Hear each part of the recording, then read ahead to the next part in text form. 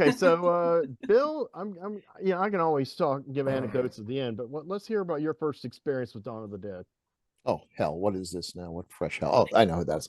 Um, okay, so I saw this in 1979 when it was released, which is really when it was released in America. It came out in 78 in Italy. And that's good because I had just turned 18 and at the end of 1978. Otherwise, I wouldn't be able to see it. This was released without a rating, which was the same as X rating. Yeah. So I went to see it. I have it in my head that it was a midnight show. I don't know if that's true, but it was definitely a late night show. There was a decent crowd. And let me see, I've written down exactly the moment when people started fleeing the theater. That would be at 8 minutes when the head gets blown up. And Sounds about right. And some people just got up and walked out. And then 2 minutes later, when the bite, which I just about rose out of my chair because I was into movie effects at that point. I was doing little special effects, Super 8 movies with my friends and everything. I knew how to do a bite, a little bit of wax, a little bit of cotton, a little bit of fake blood and everything. And I saw this, I'm like, I have absolutely no idea how they pulled that off. That looked, and I watch it now and it's still brilliant. It's still amazing. No CGI, just so well done. There's nothing about it that's fake. If I ever could do a shot like that, I would consider that one of the greatest special effects shots of all time because it changed, it raised the bar. Well, at that point, and he kept raising the bar throughout the movie. Yeah, started fleeing the theater. They just, this was not what they had signed up for. So, and you're just like nerding out, like, oh yeah. Those of us who are left now, we're like, we are in a moment. We're having, I've heard legends about this. You have bonded with your fellow theater goers. You are brothers and sisters for life now. You read about things, when they showed the Andalusian dog, people burned down the theater. It's like, boy, that was a time to be alive. People really cared. And here we were. Right, exactly. And the rest of us were like looking at each other like, no wusses here, right? We're in it for the long haul. Okay, let's go through. And I just loved it. I absolutely loved it. I couldn't wait to get to tell my friends about it and go to see it again. It wasn't at the theater long. I think they got a lot of complaints, but and although I haven't seen it as many times as Henry has, I have watched it at least once a year since, so that adds up to a lot of years. What town did you see it in, or city? Well, I lived in Saugerties, New York. This would have been Kingston, New York, IBM town at the time. There were not that many theaters, and this was the only one that was showing it. Wow. So, it was a different time back then too. There were only so many theaters. A movie could dominate your one movie theater for the entire summer. Jaws, once it got there, refused to leave. So you had to travel far and wide. We had to go up to Albany to see Star Wars. That was the thing. People were more committed to movies back then. Yeah. What can I say about it now? It's and like I say, Night of the Living Dead is one of my favorite movies. I mean, absolutely, it's in my top 5. Day of the Dead is actually my favorite of the Romero trilogy. Totally I still consider it's just so fun, and the effects are so over the top and everything. It's not the best, but it's my favorite. There's a difference. Only people like us could say Day of the Dead is fun. Yeah. It's one of the grimmest movies I've ever seen. Here's something about Dawn of the Dead. How many films can you say created their own genre, created their own section of Blockbuster Video, for those who remember Blockbuster Video? This is the zombie apocalypse movie. This is the movie that created the zombie apocalypse. I know. Fulci Zombie ended with a bunch of zombies walking across the bridge. So he's the first, because at the end of Night of the Living Dead, it looks like we're going to win. Yeah, it looks like we're well on our way to winning. But this one, no, we've lost. And how do you win a battle against the dead? They'll always outnumber us, and inevitably you join their rank. Yeah, and to say something about that real quick, something that I find interesting is how malls are kind of passe now. But interestingly enough, I think that the themes are even stronger this time, because I think we live in an era of nostalgia. And those zombies, they even say, are nostalgic, for that place and for those things, and people kind of hanging on to some of that stuff. So oddly enough, I feel like it's more relevant in the era of malls, not really, battering as much. A lot of Gen X grew up in the 80s and hung out at malls. Even I did occasionally, but usually with my parents. I tried to get away from them. But it was like that. And now kind of And I've managed to meet an awful lot of the people in this movie. Okay, cool. I got to meet George Romero, got to meet, at conventions. I don't mean we went for breakfast, for coffee and croissants, though we certainly asked him. I made a movie with Michael Christopher, the Hare Krishna zombie. Oh, wow. Fun guy. Wow. Yeah, fun guy. Awesome guy. Oh, that's cool. I went to a convention where it was in Pittsburgh or in that area, and there were all the extra zombies there. There's the guy who got the machete through the head. He was selling a clock with his face with the machete. Yes. I met Helicopter Zombie, which it's like, because this guy didn't do anything besides Helicopter Zombie. That's Jim Crut. He's a good guy. These are all really good guys, fun stuff and everything. And it's like, even if you don't go on to do anything, there's something cool about saying, I am an iconic image. Mm-hmm. Yeah. The little girl from Walking Dead, the little girl with the bunny slippers, wonderful young lady, good actress and everything. And I remember talking to her at a convention, and just like, whatever happens, you are iconic. People will be looking at this forever. And that's just a cool thing to take with you, show to your grandkids and everything. Right. It's like, look what I did. Have you ever like those been to the Monroeville Mall? What's that? Have you ever been to the Monroeville Mall? I have not been, no. I just want to, sorry. I think I would know. I think I would have a good time there. Kaelyn, you were going to say something. Sorry, Kaelyn, I apologize. Yeah, no, you're good. That was like a timely thing. I was just, I was going to say, like living in Atlanta and knowing how, our film industry is like going absolutely nuts lately in the last decade or two, especially very recently. And like, I have friends who are extras in movies all the time.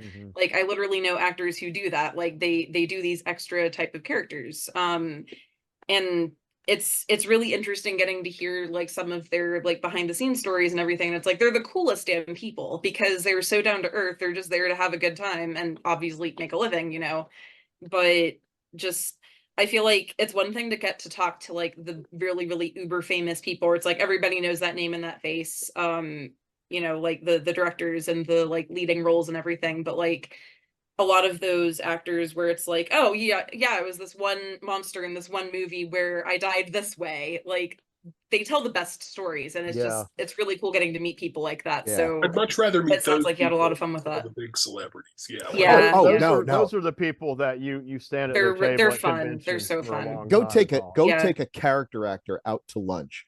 Booze them up a little bit and listen to the stories. Not even kidding. Like one of my character actor friends and I like work together at Dragon Con. Like we're in the same volunteer department. We work together all the time. Coolest dang person, and like just an absolute riot. Like you hang out with him and like just all the best stories, all the best jokes. Kaelyn, will you be at Dragon Con this year? Yeah, I go every single year. Like, good. Well, okay. Well, gotta look me up then. I'm at. No, definitely. We need to touch base on that. Stop at some of my panels, and it's like, and listen, don't be shocked if you can. Don't be shocked if I don't recognize you right away because I'm face blind, and if I'm also bad at faces. Yeah, I'm face blind. Now, obviously, if Henry shows up, there's only one he has the Henry hat and the face beard. in the world. We're gonna recognize it. Who said that to me at a Mad Monster party? Was I came up to Magenta. My brain's going blank. Not Patricia Quinn. What's her name? Little Nell or whatever. No, Little Nell is the other one. Nell is Patricia Quinn. Blanking. I'm talking about Magenta. Yeah. Brain is absolutely blanking. I don't know why I would forget her name because she's call her Magenta. Everybody does. Yeah. Magenta. I'm Googling this because it's going to bother me. Yeah, audiences is like, they don't play Magenta and Rocky. I promise me no movies. We're only human, man. Christina Milian. Oh, okay. Henry's going to get That's me. not her name. No? Henry's going to get Google lied to me then. So yeah, it does. Magenta Rocky Horror, you can find her. That's literally what I Googled. I don't know. It lied to me. Okay. And now it won't load. Henry's going to get mean messages from detractors like, you guys don't know about Rocky Horror and Dawn of the Dead. Yeah, well, Christina Milian was in the reimagining one. Oh, okay. Yes, which a lot of people only know. God help us all. I know. Same with Dawn of the Dead. Oh no, it is Patricia Quinn. Yeah, you were right the first time. You confused me when you said and that sounded right, but I was like, wait. What's the name of Little Nell? Nell Columbia. Campbell. Columbia is Little Nell Campbell. Yeah. Yes. Yeah. That's all. Tim my Curry fault, was yeah. Tim Curry was. Wait, fine. what? Tim Curry was in that? I'm kidding. I'm I know. absolutely I kidding. met both of those Absolutely ladies, kidding. but I didn't talk much to Little Nell. But Yeah. Patricia Quinn, I sat at a Rocky Horror little symposium with them and Barry Bostwick, and it was kind of outdoors, and they put a tent. You know, the attendance was going crazy. Did you go? I went that year, Bill. I don't know, but this was maybe I don't know. It's Mad Monster Party 2013 or 20. I've only been to 2 Mad Monster parties. Okay. This is also the one where I talked to Ken. Well, I met Ken Forey at 3 different conventions, but that was I think the last time I've seen him. But so Patricia Quinn, the next day I'll come to the table and I'm like, "Hi." She's like, "Oh, I know you, the hat." I love that. And she talked to me and my wife for a long time, and we got some amazing pictures. That's nice. That's awesome. But so anyway. let me just say one thing. As far as, I mean, I love Dawn of the Dead. It's a great movie. I even like the remake, which I was like one of those things. I was sitting there with my arms crossed. I'm not going to like this movie, and I liked it just fine. So, you know, a good remake is fine. I go in with a negative attitude. You got to impress me, and it did. I will say, I love Romero.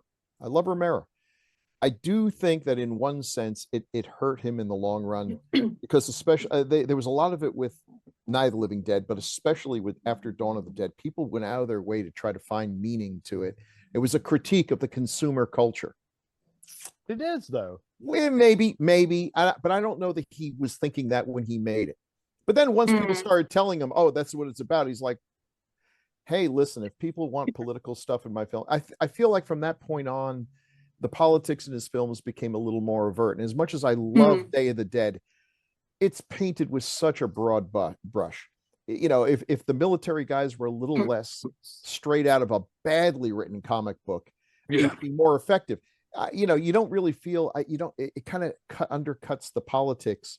When it's so broad, parodying. It is parodying. Yeah, realistic. Well, I guess that's true. I think it would have been. I think you could have told a Dead. perfectly good story making it realistic, because I think a lot of military type guys would totally lose their shit. I love Day of the Dead, but I do think that the military characters, and I understand it's that way by design, but they do get a little exhausting for me to watch, because I don't particularly like people like that in real life.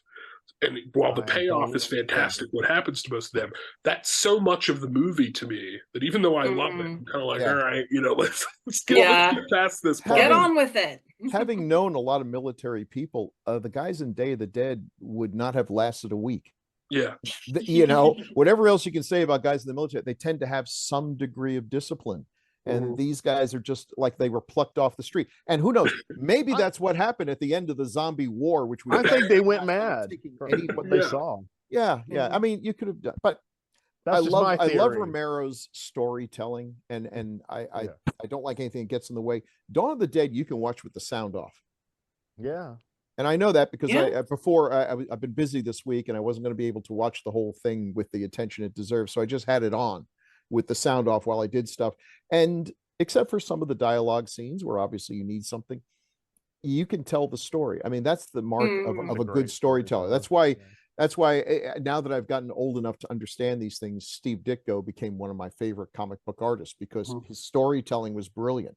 He didn't draw realistic figures. It was always a disappointment. Like, oh, great, we got a Steve Ditko fill in, you know, in a comic book or something. But he's a fine artist. He was a great artist. Now, you know, you realize that, he's a museum artist. You know, he's not a joke. You know. But Romero was a good editor, a great editor. Oh, some of the scenes in like Martin, when he was editing himself and everything, some of the scenes in Martin are just terrific. You just look at that, and he edited tells the story too with and Booba. Yeah, you know, watch some of the action sequences in the beginning when it's, you know, zombie kill of the minute, and it's just really well done.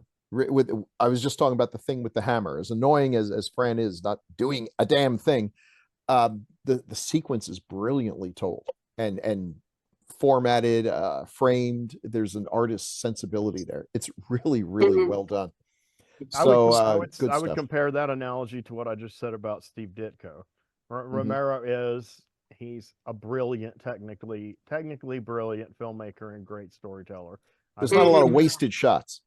I mean, and he said he was largely influenced by Orson Welles, and there's a lot of Orson Welles kind of shots in Night of the Living Dead, and less so as he goes on.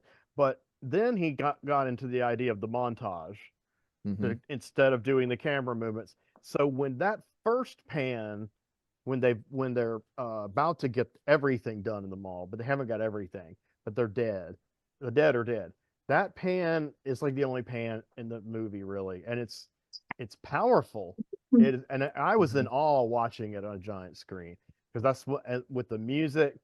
Then the second time they do the slightly different pan where they're in the same place on the stairs, but now they do have everything. And Peter's got the fur coat, and he's like, "There's no more room in hell." Everything about that sequence is it's just stunning filmmaking. I don't know how acting, every level, I don't think Romero was a great director of actors. I think he was the kind of, and a lot of my favorite directors are in that way. They trust that the people they've hired will bring what they need to. They're not going to tell them otherwise. And what that results in is a lot of times a lot of inconsistency. Night of the Living Dead has everything from a great performance by Dwayne to some pretty subpar performances, or they don't seem to be working quite together. And Judy's pretty weak, but Judy's weak. She is better in There's Always Vanilla, but then that character is fashioned around her personality. But I think here it was well cast. They had a really good cast. I love it.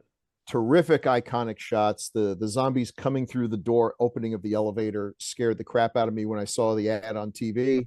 That's what got me into the theater. Scared Flyboy a lot. Yeah. And then the opening of him, the door opening up, and he's gone.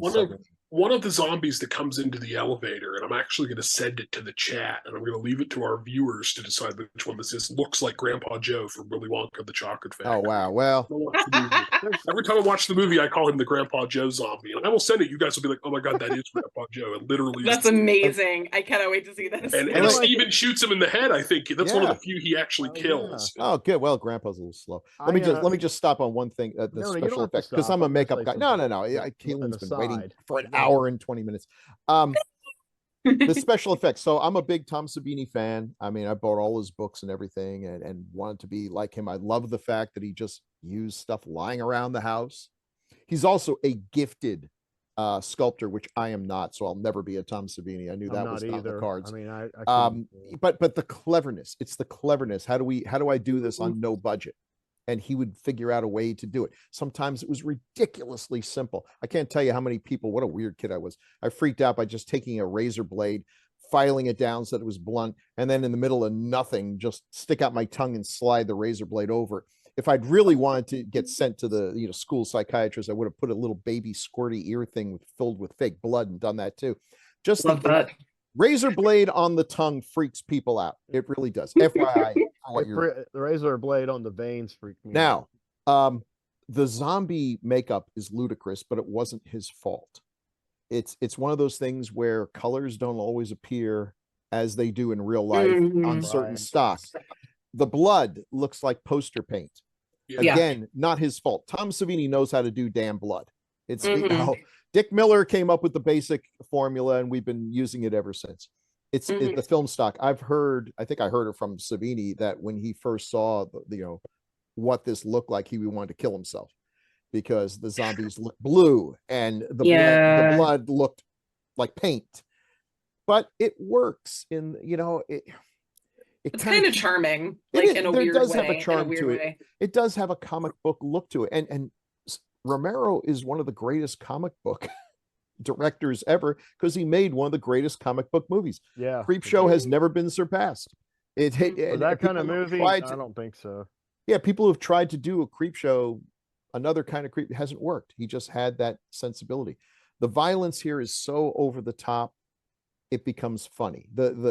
We burst in after the losers had left. We burst into laughter when Helicopter Zombie got his head chopped off because it was such a great sequence. We see him. We establish that the thing's here. The guy comes up. I've met him. He has an abnormally short forehead, which they were able to build up and not make him look like a cone head, so it worked perfectly. And chop, chop, chop. The guy doesn't even notice, and then he just falls down. And we have our guy Flyboy, just sitting there with the not Flyboy, The other guy with holding the hose, just with like, did that just happen? And he holds it for the perfect length of time. Right. Too short would have stuffed the gag, and too long it would have, yeah. It's timing is everything with comedy and horror. Yeah.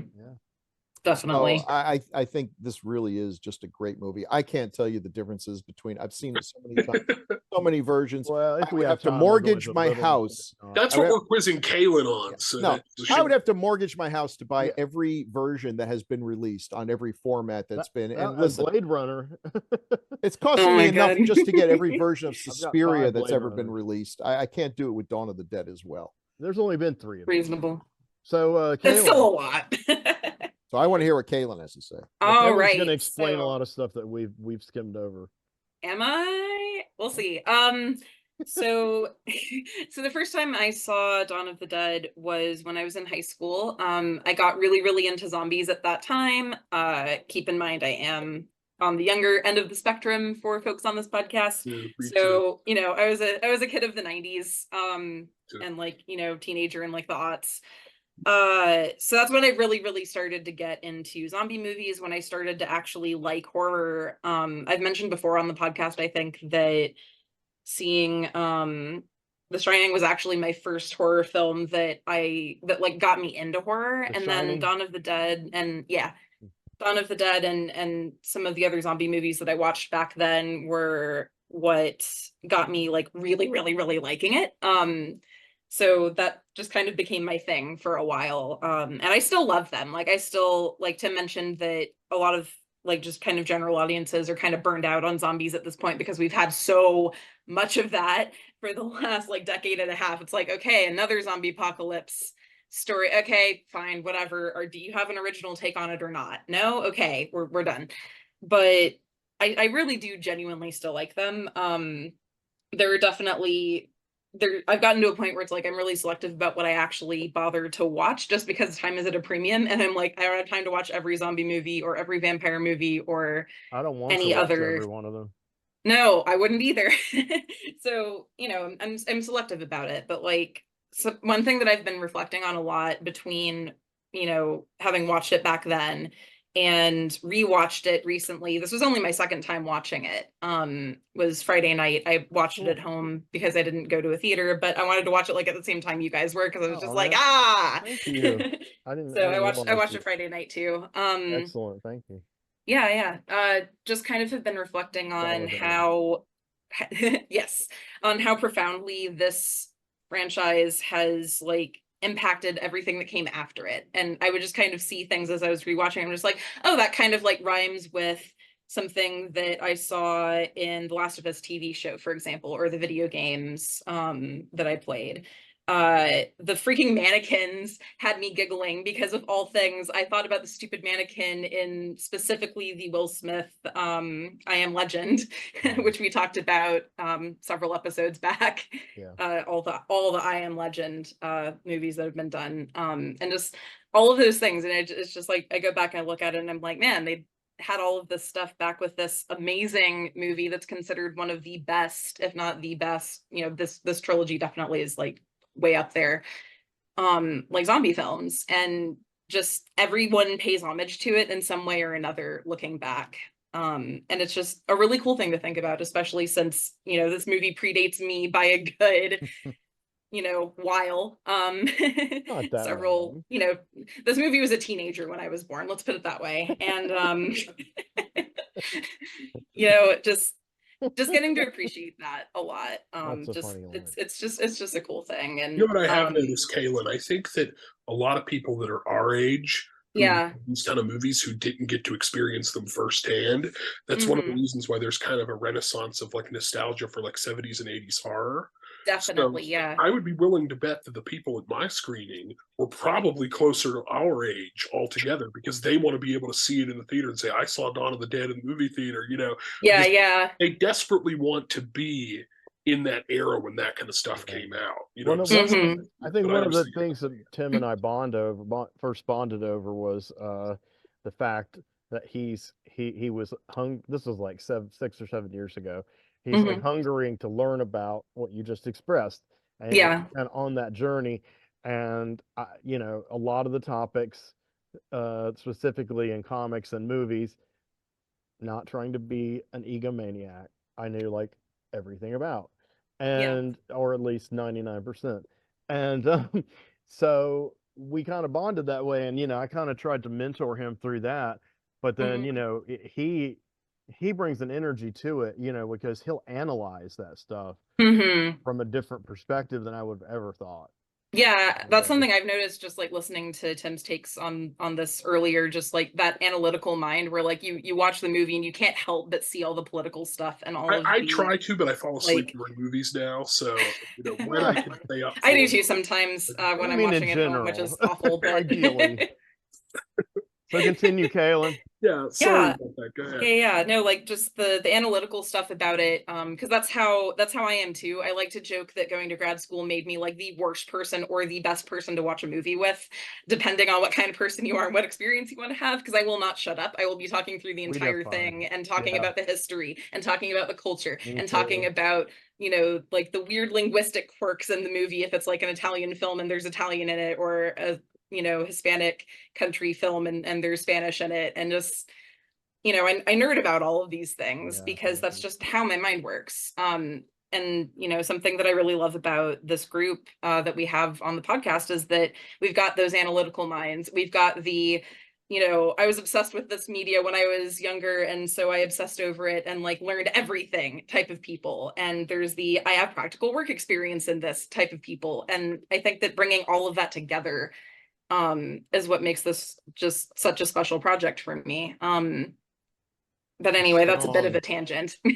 Well, as far as the podcast goes, I do want to say, please like and subscribe. Subscribe to this channel. We need Give us the you. likes, please. And please drop likes. It just takes 1 second. You hit that little thumbs up. You're gonna, if you're a Twin Peaks person, you'll get it immediately. The thumbs up, David Lynch, and we Yes. do it all the time here. Kevin Smith used to do it a lot too, and so it's like, yeah, yeah. It does help. It's not. It does help with the algorithms. It's not an exaggeration, because It's really not. once you own a channel and you get into the analytics, you see everything, and it Yep. factors in the biases of the algorithms. So, you know, you're like, okay, what can I do to improve this? You know, so that's just something, you know, if you like it, drop a like. If you hate it, drop a like anyway. All right, Kaylin, go ahead. Fair enough. Yeah, and you know, I had some other thoughts on like themes we wanted to talk about, but I think we were going to have that a little bit later in the outline here, but just You can do it now. We're, you know, sure. we're ripping through the show, so I mean, I guess technically since I went last, I can kind of initiate that. That's fine.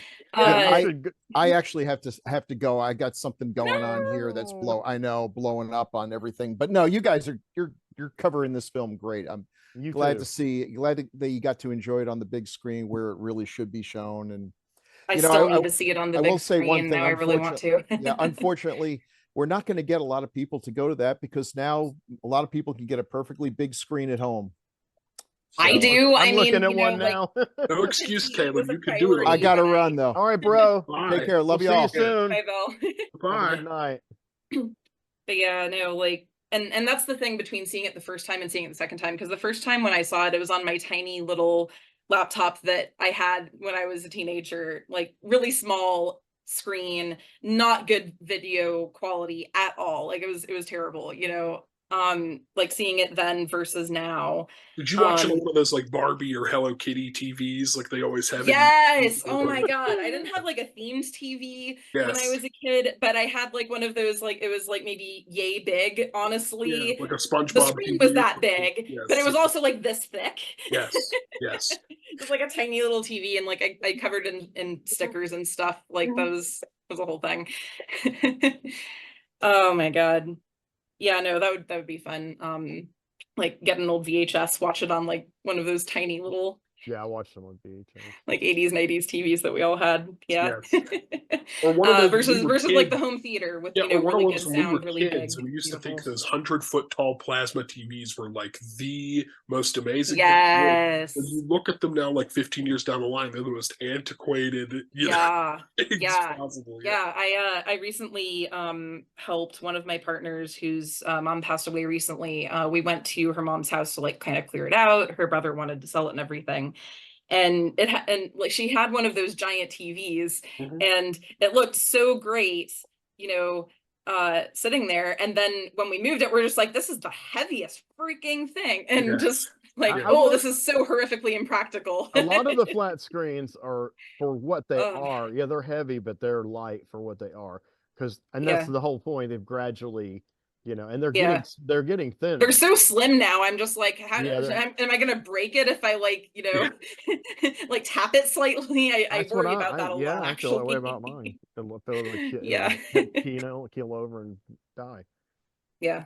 Oh so my gosh, like my computer monitor on the movie. Skinny. I'm very curious. Yeah, let me flip my notes real quick. But you know, with speaking of like that whole analytical mind thing and everything, one of the things that I think I want to talk about this one first is just kind of some of the tropes in the movie, talking about how it influenced so many things that came later. And the things that really speak to me about that are like we talked about Peter and Fran being the two who make it to the end. Like you've got basically the black guy in the film and the woman who would be the final girl in the film, and they make it together. And I just love that subversion of those tropes, because this is, you know, 1978 when it first came out in Italy, 1979 for the US. And it's like you subvert the black guy dies first trope twice, actually, because first of all, the first death in the film is that one racist cop who just I wanted to throttle the whole time I was watching it. And then, you know, Roger's the one who gets infected first, not Peter. Peter makes it to the end. He ends up being okay. And it's like he had two, you know, potential near-death experiences there, and it's like he made it both times, and it's like, no, we're subverting the hell out of that, which makes me very happy, because one, subverting the trope is just a good thing in general. I love that. And two, he is my favorite character in the film. Like I really like him a lot. I think the Zack Snyder one is very xenophobic compared to Romero's stuff. So he presents a lot of the characters that are sort of the same as the 79 version as very caricatured and, you know, and very reactionary. There's no direct analogs to the original movie's characters, except the fact that Ving Rhames is black and Sarah Polley's blonde. But Sarah Polley, she's not as capable as Fran is, you know, in that. And they're very like 2000s action movie. I wanted to kind of avoid this topic, but especially since Bill said he liked it, and you know he'll watch this. I'm not talking behind your back, Bill. I say it to your face. I despise that movie. I saw it in the theater opening night. I got 0 out of it. I can name every reason I hated it, but we're here to talk about the real Dawn of the Dead. Yeah, the real one. Yeah. Oh, don't even get me started. Like this is a bit of a tangent, so I'm keeping it extremely short, but it was kind of a funny moment. I recently went to Videodrome in Atlanta for the first time, shockingly. I had never been there before. Love it. Obsessed with it. Yeah, and there was this couple there that started talking about Suspiria, and I was like about to bond with them over it. And then I found out they were looking for the remake, and I was just like, oh no. And this other guy joins the conversation and is just talking about how the pacing in the original was so bad. And I was just like, man, I know. Like the remake is the one with the bad pacing. Like so the real Suspiria, the real Dawn of the Dead. Anyway. The Real Martyrs. We covered the Real Martyrs. The Real Martyrs. Yes. Actually, something else that makes me happy about Videodrome is they have the funniest little signs for all the different categories of films there, and one of them is remakes no one asked for. And that's really most of them, but yeah. Most of them. Yeah, that's fair. So sorry, I have my notes on my phone instead of written down this time, which was a terrible mistake, but yeah, and also the whole final girl thing of like, you know, one female character makes it to the end. She's the last one. She doesn't get killed. She makes it out. And like that's subverted because, you know, the other characters and their little group died, but she doesn't have to go by herself. She's not just, you know, destined to just wander off into the sunset alone and then also have a baby, I guess. Like, yeah, I mean, think about the pregnancy thing. That's also subversive because, you know, yeah. if that had been another movie where the female lead was pregnant, you know, they would constantly be shielding her and sitting. I mean, Yes. they do a bit And of that it. drives me freaking Well, crazy but because have you seen pregnant women like actually, you know, they're badasses, I've you seen know, them do like some yes, you've heavy got stuff at the grocery store. I'm like, are you sure you can? And they're like, yeah, I can do it. they're fine, they've got it. The only reason, and this is also an academic rant, the only reason that we think that pregnant people are so fragile is because of how much we've medicalized it. You go to other places in the world where people don't routinely, you know, go to the hospital to have their babies and you have to treat it like this whole big thing. People will just have their child and then go back to work. Like it's fine. You know, people are crazy resilient. And obviously that's not all pregnancies. There are complications. There are people who have disabilities. There are people who have health things going on. There are, you know, like issues with the baby once they're born and all of that. Like these things can happen, but the overwhelming majority of pregnancies are like normal. And My conception to birth and afterwards, yeah, mostly went wrong badly. mm, But I'm here, so I'm glad you're here. thank you. Yeah. Continue. You know? So, and that gets me into another thing that I wanted to bring up, like thematically with this, was the whole thing about her pregnancy. And like the talk about the abortion, like that came up earlier with Peter saying, like, you know, hey, I know how to do this. And like it drove me absolutely nuts. And I was really glad that it was addressed in the script, in the film, of the guys talking about like, you know, whether her partner wants to abort the baby. And it's like, ask her. She's the one who's carrying Yeah, it. Like, why are you guys just talking about this without Steven her? that. I'm sorry, what'd you say? The two SWAT guys, they're trying to Yeah. tell Steven that, like, hello, boyfriend. Let her Yeah, do- yeah. Yeah, and it's nuts. And then, you know, later on, when he goes to talk to her, she makes it clear that she heard him talking, and she's like, hey, you know, I want to know what's going on. I want to have a say in the plans. And like they're using in the story this pregnancy and the talk about abortion and whether to have the baby or not with everything that's going on. It's about her agency in general. It's not just the fact that she's pregnant and they want to like coddle her. It's the fact that she wants to have that agency. She wants to be part of the team. She wants to contribute to their survival as much as these men are. And she ends up being, you know, very capable, very intelligent. She ends up learning how to fly the damn helicopter. Like She learns so a lot of cool. stuff. Yeah. Like She it's just pretty it's good at really, it. really cool. And another thing that I see in that is and I'm just going to say spoiler alert for people who are fans of The Last of Us but have not played the second video game and have only watched the show.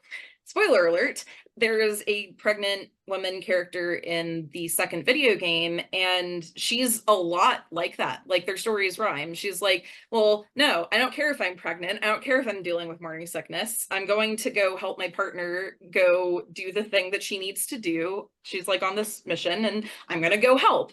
And she refuses to be coddled. And Fran also refuses to be coddled. And I just really, really respected that in the script, especially again for the late 70s. Like it's so good. Mm-hmm. I think Steven is kind of a commentary. Okay, whether a Romero minute or not, I'm gonna talk about that thing in a minute, but later. But he's kind of a comment on masculinity. I mean, it's like he has good intentions. He loves her. You know, in his mind, overprotection is he's got to like save her caring. and keep them safe and all that. Yeah, it's like this is because I love them so much, and I get that. I mean, I would never go to his extremes, but I understand that impulse, especially when she's pregnant. And I understand that impulse too. Like I'm not even a guy, but you know, I get very protective of the people I love and I'll go fight for them and all of that. But I also would like to think that I would not be as much of an idiot as he is.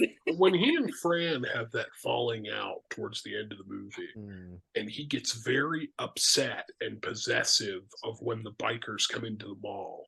It's interpreted that as he's projecting things that he feels about Fran onto the mall Trying itself. to prove his Yeah. masculinity. He's He trying to makes the assert Yeah. himself. decisions that he makes. Yeah, he's like, this is our place. Like, He we is kind claimed of it. That was possessive great. of her. I don't think in a super toxic way. It's just kind of in a in a late 70s type of way, as you Mhm. said. But and that becomes kind of his undoing a little bit, because he starts to act. Sorry, I have to plug in my laptop.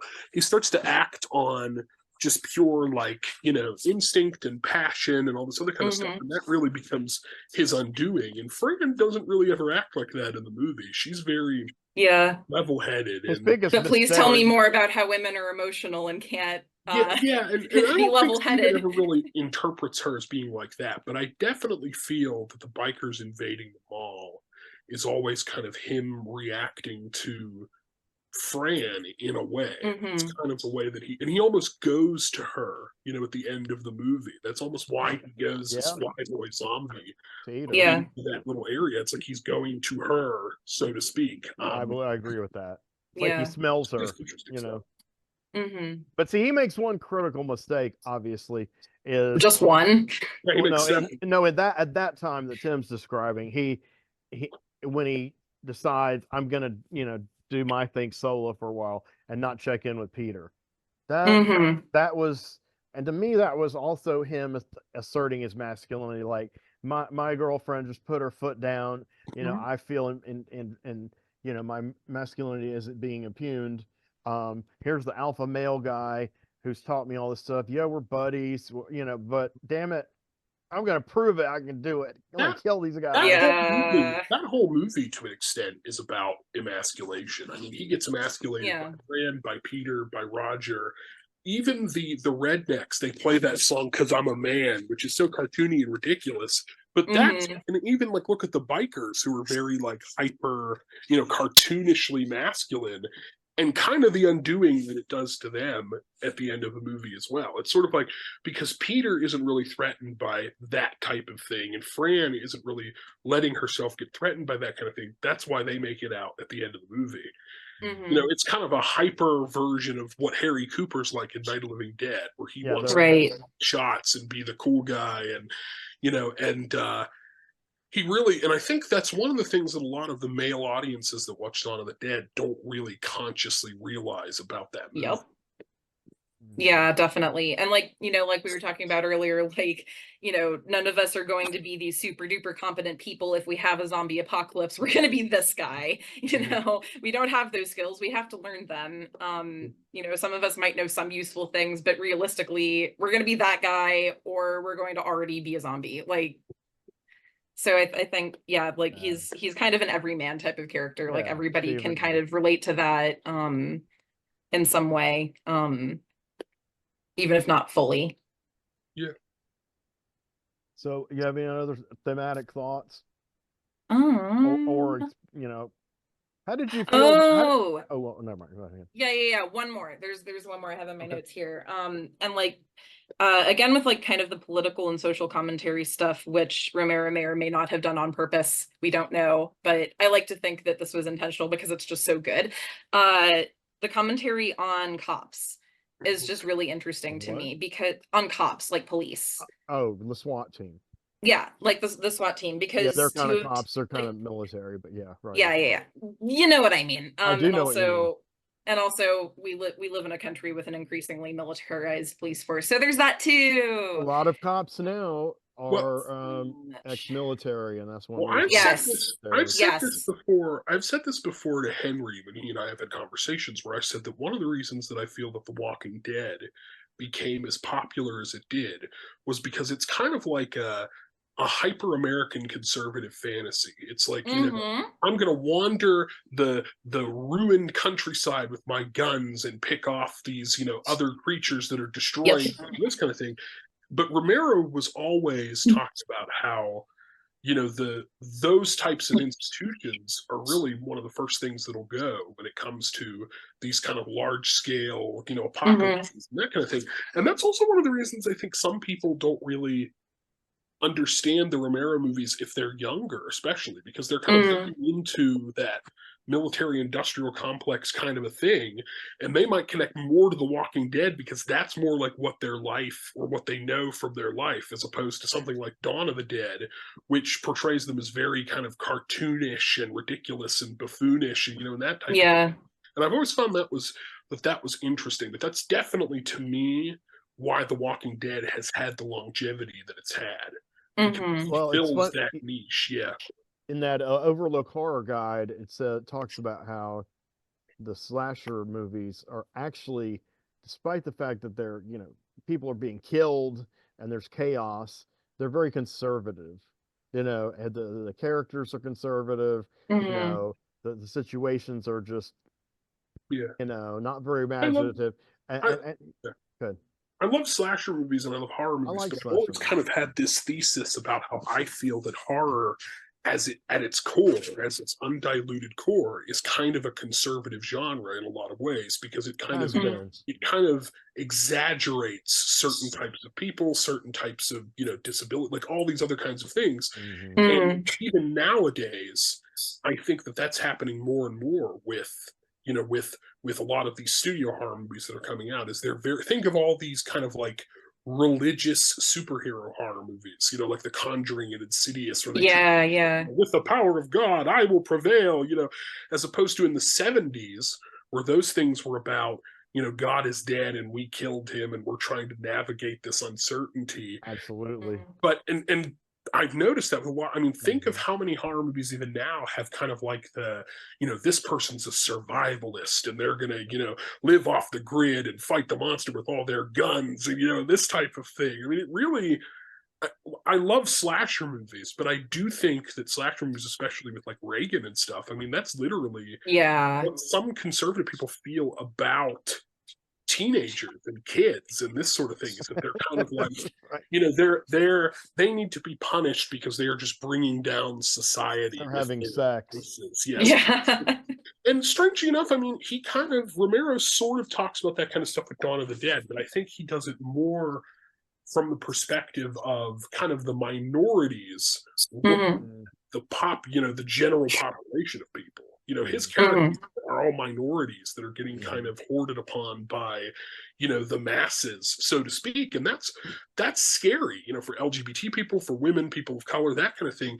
And Romero really, really touches on that in his, Dead movies, I feel. I agree. The Land of the Dead is very, very, very diverse. Character-wise. Yeah, go ahead, Kaelyn. Yeah, I agree with everything you just said too. And like what I have in my notes here is, just the fact that two of the protagonists are cops, but they're very likable as people as you get to know them. And the fact that they were like on the SWAT team and everything at the beginning becomes like just kind of a plot point of why they're good with guns and why they have survival skills. Like it's literally what they did for their job.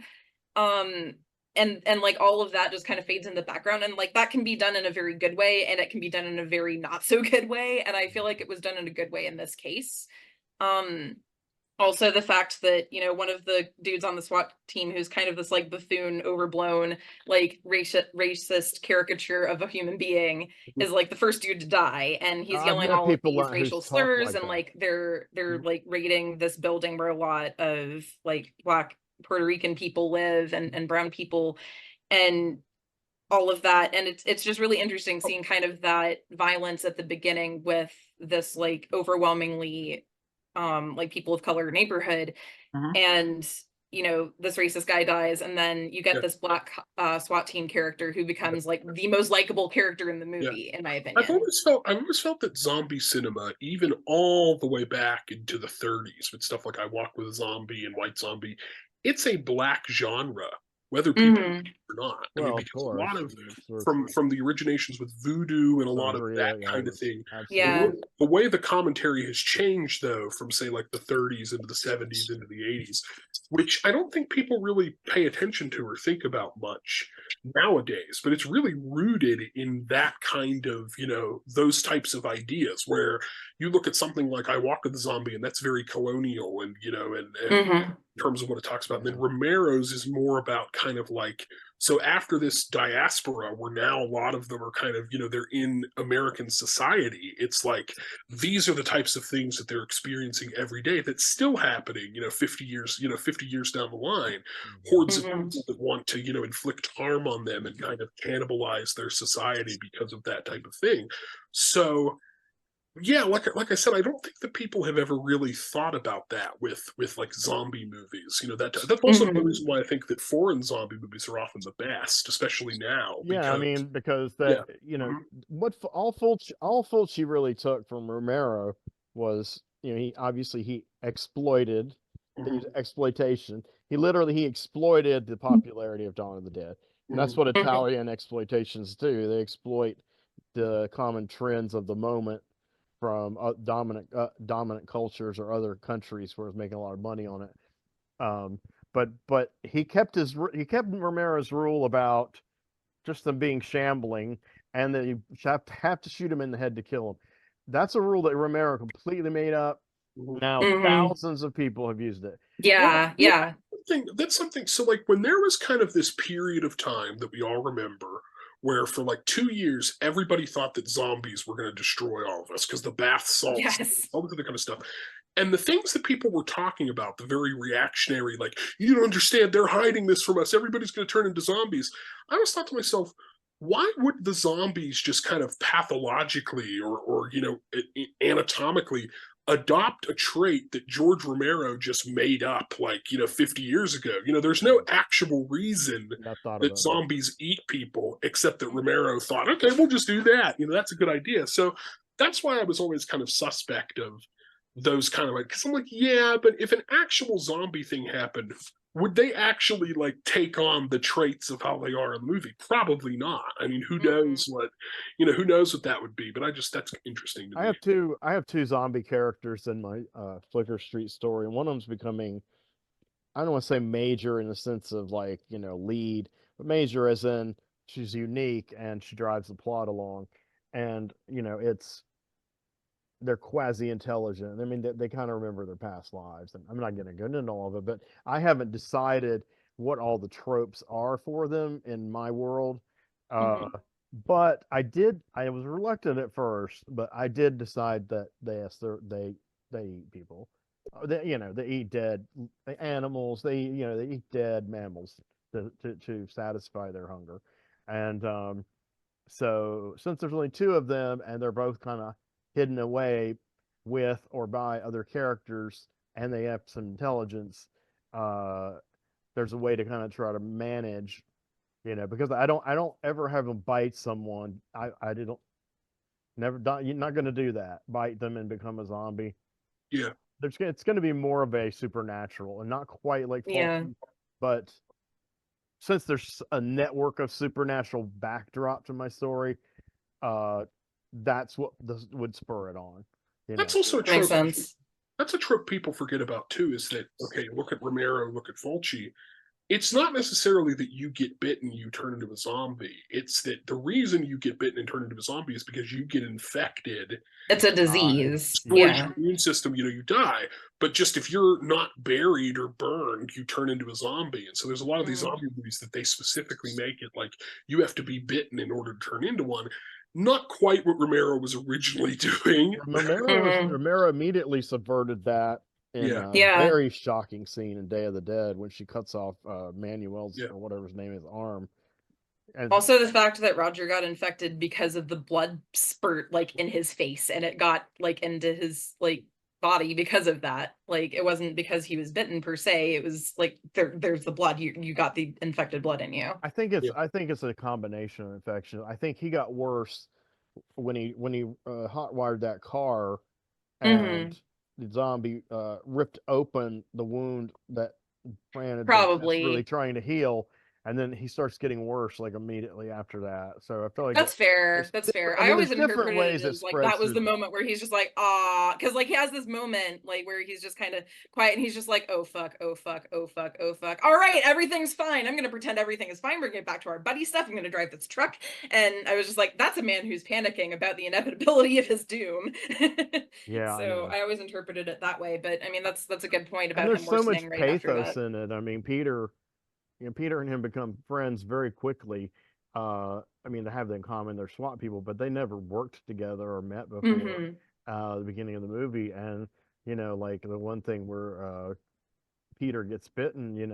Roger gets bitten, and Peter's like, "Gotta do something about that leg, man." And Yeah. Ken is just so incredible at the nuances of his character. He is in Mhm. total control. He probably wouldn't agree with me if I told him this. It kind of surprises me that outside of Ken Foree, the other three really didn't have these big careers as stars, because they do give Mhm. such good performances. You would think they Galen Ross had a very small one. Very yeah, but it just surprises me that most of the cast just kind of like didn't go on to bigger and better things. They kind of just did that movie, and then that was, and that was it. And that's Yeah. I mean, if you're in one masterpiece, you've accomplished way more than I have. So good Right. good for you. Well, to quote I'll just be Leonard, happy to finish my novel that I'm writing, like at all, you know. to quote Leonard Castle, who directed The Honeymoon Killers. I don't know if y'all have seen that. No. They were like, "So you haven't done any more movies?" This is an audio commentary. No. Do you plan to do any more movies? He's like, no. He's like, but I did The Honeymoon Killers. I mean, come on. I did that one movie, but it's a great movie. Yeah. So, did you have any other thoughts, Kaelyn, before we just kind of wrap things up? No, that's all I had in my notes. Okay. Just I figured we would just kind of, fan about the movie I in will general have because to be wrapping it up in like fantastic, literally 3 minutes. So Yeah, Yeah. we'll go ahead and stop recording. Can't let the audience know about the behind the scenes tech. Pay no attention to the man behind the curtain. Exactly. Yeah, we'll wrap up the episode now. So, I want to remind you to subscribe, like. You can share it on Facebook to all of your groups. I shared the last 2 videos to 69 groups either. Nice. 69 groups altogether, and I'm constantly being recommended horror and film groups, so I immediately joined them, and then I immediately spam them. But only one has reprimanded me, so I don't share it to him I anymore. mean, hey, there you go. But some of them are really, really happy about it, but they haven't connected that link. Press the link, go to the actual video and like it. Just liking my Yes. post is not going to help. It might help other people see it, but it's not going to Yeah. help lots of other people see it. Right, exactly. Which is ideal because we want to have that back and forth with you guys, like, And we better see all these people when we do the 55th anniversary Dawn of the Dead video. Yeah. Yes. Oh my God. 10 years from now. Wow, that's insane to think about. Didn't think I'd make it that far. All right. All right, guys. We're gonna say goodbye to our audience. Love you.